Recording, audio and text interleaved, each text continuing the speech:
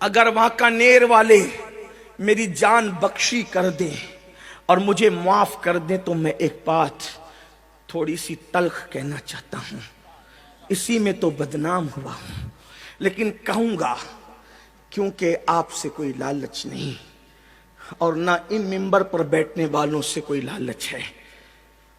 پیر کا بچہ پیر بننا چاہتا ہے لیکن عالم کا بچہ عالم نہیں بننا چاہتا۔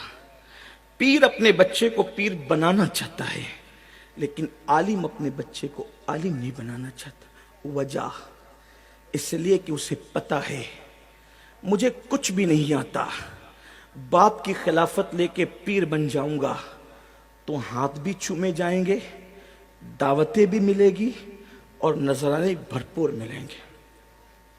لیکن عالم کا بچہ عالم اس لیے نہیں بننا چاہتا اور عالم اپنے بچے کو عالم اس لیے نہیں بنانا چاہتا کہ امامت کر کے ان جاہل ترشتیوں کی اتنی باتیں سنی ہے۔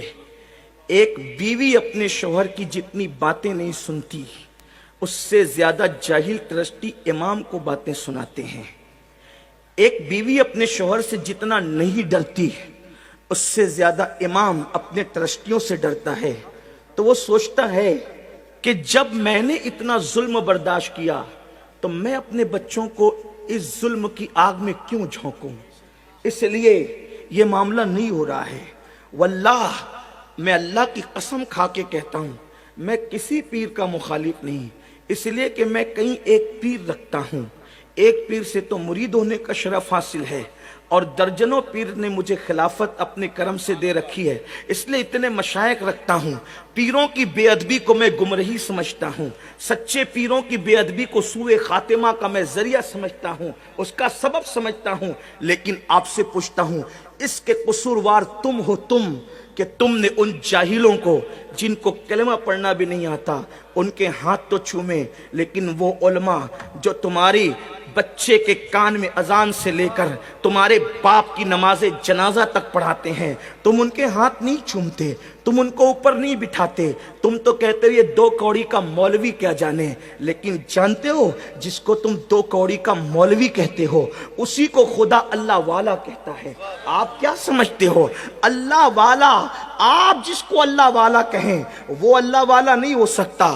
اللہ نے اللہ والا کس کو کہا؟ قرآن اٹھا کر دیکھے، میں قرآن کی بات کرتا ہوں۔ اگر اچھے عالموں کو اپنی قوم میں پیدا کرنا ہے تو عالموں کی قدر کرنا سیکھو، اچھے امام پیدا کرنا ہے اماموں کی قدر کرنا سیکھو۔ بڑی معذرت کے ساتھ جن جاہلوں کو کلمہ پڑھنا نہیں آتا ان کو تو دیسی مرغیاں اصلی گھی میں کھلاتے ہو، کبھی اپنے مسجد کے امام کو بھی اس قدر کے ساتھ بلایا، اس عزت کے ساتھ بلایا؟ ہاں، ایک رات کے لیے گویوں کو اور چیخنے چلانے والے میری طرح لوگوں کو بلاتے ہو تو آپ مٹھی بھر بھر کے نظر پیش کرتے ہو۔ کبھی اپنے امام کو بھی اتنا دیا؟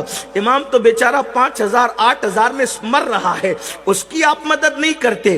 اگر ترشتیان کے دل چھوٹے ہیں تو کیا مسلمان یہ طے نہیں کر سکتے کہ میں جمعہ پڑھنے جاؤں گا تو اپنے امام کے ہاتھ میں حسب حیثیت 100 روپیہ رکھ سکتا ہوں تو 100، 50 رکھ سکتا ہوں تو 50، 500 رکھ سکتا ہوں تو 500۔ اگر ہر مقتدی امام کے ہاتھ میں جمعہ میں رکھیں تو جتنا اس کو مسجد سے ملتا ہے اس کو 10 گنا زیادہ اپنے مقتدیوں سے ملے گا، اور جب وہ خوشحال رہے گا تو وہ بھی چاہے گا کہ میں اپنے بچے کو اچھا امام بناؤں گا، اپنے بچے کو اچھا عالم بناؤں گا۔ لیکن میرے عزیز آپ ایسا نہیں کرتے تو ہمارے پاس اب اچھے عالم ختم ہو رہے ہیں، اچھے عالموں کا فقدان ہو رہا ہے۔ لوگ نہیں پڑھنا چاہتے، ماں باپ پڑھانا بھی نہیں چاہتے، مگر یاد رکھو علماء کی اگر تم عزت نہیں کرتے، میں یہ نہیں کہہ رہا ہوں کہ پیروں کی نہ کرو، میری بات کا غلط مفہوم نہ لینا، واللہ میں اپنے مشائخ کے پیر تک چومتا ہوں اور میں سمجھتا ہوں کہ اللہ نفل عبادتیں مجھے وہ مرتبہ نہیں دلاتی